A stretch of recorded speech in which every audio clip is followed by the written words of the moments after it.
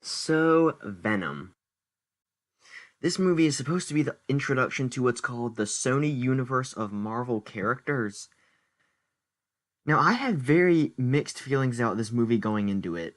There was a part of me that wanted it to be good because I'm gonna pay money for the movie. I want to enjoy it. But also, I kind of wanted it to be bad because if it was bad, we could just kind of forget this movie happened and then let Kevin Feige integrate it into the MCU. So, as for the plot, Eddie Brock has to stop the bad guy from releasing symbiotes onto the world. The plot is very formulaic, but it works in context. I mean, this movie's not trying to be some big, grand superhero epic. It's trying to be a fun, standalone superhero movie.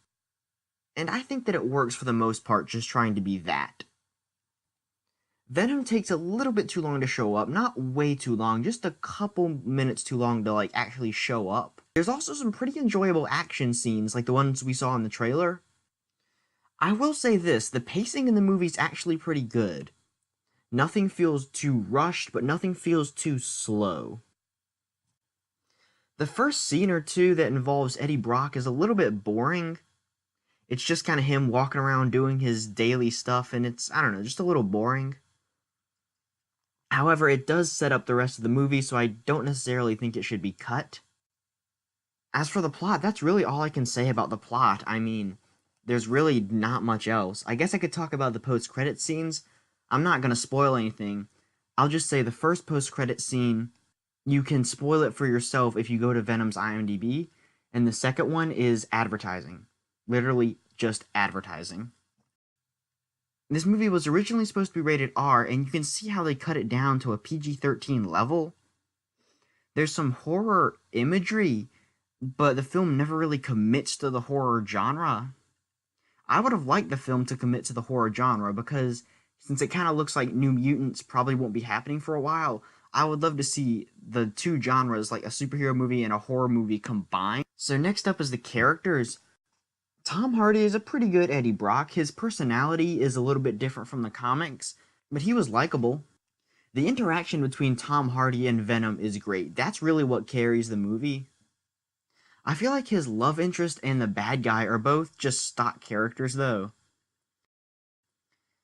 His love interest is cliche love interest in a superhero movie, and he's cliche evil corporate businessman in a superhero movie.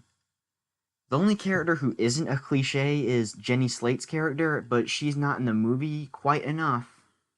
Venom himself, like the actual symbiote, kind of has a character arc, but this arc didn't quite feel earned. It's just, there's kind of a throwaway line that explains it. I feel like they should have fleshed out that a little bit more. Some people have said that this movie feels like an early 2000s Spider-Man movie, and I would not Michelle Williams really does feel kind of like Mary Jane Watson from Sam Raimi's Spider-Man movies, or Betty Ross from Ang Lee's Hulk movie. And I feel like Riz Ahmed's character kind of feels like Julian McMahon as Doctor Doom, or Sam Elliott as General Ross. So all in all, it's better than the critics say, but it's not great. It's a perfectly fine standalone movie. It's enjoyable, but it's not much more than enjoyable. I don't really have a rating system yet, but I think I'd give it maybe a 6.7 out of 10 and maybe a B minus as a movie.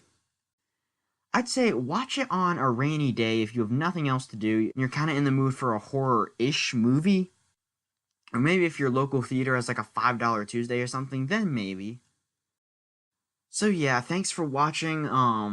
Be sure to subscribe. I'm sorry I haven't had a lot of videos recently. I've been kind of relocating because of the hurricane, and now I'm gonna relocate tomorrow. So yeah, thanks for watching. I'll try to have more videos out soon. Be sure to subscribe. Bye.